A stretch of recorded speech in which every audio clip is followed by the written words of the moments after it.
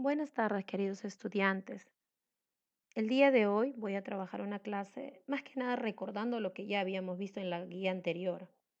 ¿Qué significa nadie? Nadie significa N de narrativo, A de argumentativo, D de descriptivo, I de instructivo y E de expositivo. Eso se los mandé en la guía anterior porque es la forma de clasificar los textos según su contenido. ¿Está bien? Luego, hablamos de la explicación. En este caso yo les envié un cuadrito. Obviamente este solamente es un resumen porque vamos a trabajar uno por uno cada uno de los textos para mayor precisión, con ejemplos y todo lo demás. En este caso, ¿qué me dice? ¿Cuántos tipos de texto tenemos según su contenido? 5. Narrativo, descriptivo, instructivo, expositivo y argumentativo. En esta ocasión vamos a trabajar básicamente el texto narrativo. ¿Qué nos dice? Nos va a relatar los hechos que suceden a los personajes. ¿Cuál es la pregunta? ¿Qué ocurre en la historia? ¿Cuáles son los tipos? Mitos, leyendas, fábulas, cuentos, novelas, noticias, historietas y otros. ¿Qué elemento voy a utilizar? Los verbos de acción.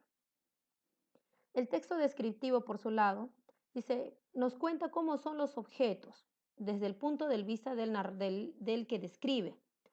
Obviamente aquí, por ejemplo, si yo describo un lápiz, diré que es amarillo, que tiene borrador rojo, que tiene una parte metálica, que en la punta es de carboncillo negro y etc. Porque lo estoy describiendo y utilizo qué cosa, la pregunta, ¿cómo es? Aquí, ¿cuáles son los ejemplos? Las guías de viaje, los cuentos y otros. ¿Cuál es la característica? El uso de adjetivos.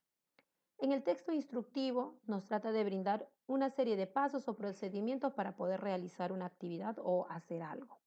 ¿Cuál es la pregunta? ¿Cómo lo hago?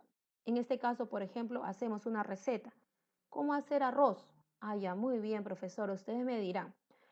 Primero en una olla voy a colocar aceite, ajos, voy a freír un poco, agrego la cantidad de agua que es necesaria, agrego sal, agrego la cantidad suficiente de arroz y este me va a dar básicamente como resultado, ¿qué cosa?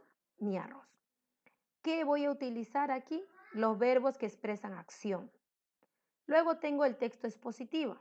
Este texto expositivo busca explicar y transmite básicamente información real. Básicamente responde a las preguntas ¿qué? ¿Por qué? Es así. Aquí, por ejemplo, vamos a tener los libros de texto, artículos de divulgación, textos científicos. ¿Cuál es su característica? Tiene un lenguaje claro y directo. Aquí no podemos presentar nuestra opinión, es toda la información verídica tal y como nos las dieron. El texto argumentativo, por otro lado, define ideas, expresa opiniones. En este caso va a defender, ¿qué cosa? ¿A favor o en contra de algo? Por ejemplo, si yo les digo a ustedes, ¿están de acuerdo con que se dé el servicio militar obligatorio? Muchos dirán, sí, profesora, y muchos dirán que no. Entonces, sus opiniones son respetadas. Aquí responde a la pregunta, ¿qué pienso? ¿Qué te parece? Aquí, por ejemplo, tenemos los artículos de opinión, la crítica, etcétera. ¿Qué voy a utilizar como característica? Verbos que expresan opinión.